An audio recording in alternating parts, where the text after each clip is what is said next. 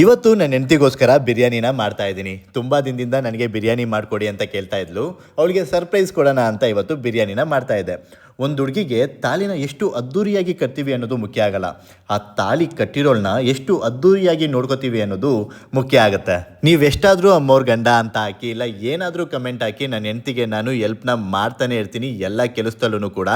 ನೀವು ಒಂದು ತಲೆಯಿಂದ ತೆಗೆದಾಕ್ಬಿಡಿ, ಹೆಣ್ಮಕ್ಳು ಮನೆ ಕೆಲಸ ಮಾಡೋದಕ್ಕೆ ಹುಟ್ಟಿದ್ದಾರೆ ಅನ್ನೋದನ್ನ ತಲೆಯಿಂದ ಬಿಟ್ಬಿಡಿ, ಅವಾಗ ಎಲ್ಲ ಸಂಸಾರನೂ ಸರಿಯಾಗಿರುತ್ತೆ. ಗಂಡ ಹೆಂಡತಿ ಅಂದಮೇಲೆ ಜೀವನದಲ್ಲಿ ಬರೋ ಕಷ್ಟ ಸುಖ ಹಾಗೆ ಬೇರೆ ಎಲ್ಲ ಕೆಲಸದಲ್ಲೂ ಹೆಗ್ಲು ಕೊಟ್ಟು ನಿಂತಾಗ್ಲೇನೆ ಇಬ್ರು ಕೂಡ ಖುಷಿಯಾಗಿರೋಕ್ ಸಾಧ್ಯ ಆಗೋದು. ನನ್ನ ಗಂಡ ನನಗೆ ಎಲ್ಲ ಕೆಲಸದಲ್ಲೂ ಸಹಾಯ ಮಾಡ್ತಾರೆ, ಜೊತೆಗೆ ನನ್ನನ್ನು ಅಷ್ಟೇ ಪ್ರೀತಿಸ್ತಾರೆ. ಉದಾಹರಣೆಗೆ ನಾನು ಇತ್ತೀಚೆಗೆ ಊಟ ತಿಂಡಿ ತಿನ್ನೋದನ್ನ ಕಮ್ಮಿ ಮಾಡಿದ್ದೆ. ನಾನು ಫುಡ್ ಚಾಲೆಂಜ್ ಇಟ್ರೆ ಹಾಗಾದ್ರೂ ಚೆನ್ನಾಗಿ ಊಟ ತಿಂಡಿನ ಮಾಡ್ತೀನಿ ಅಂತ ಇವರು ಫುಡ್ ಚಾಲೆಂಜ್ ಕೂಡ ಸ್ಟಾರ್ಟ್ ಮಾಡಿದ್ರು.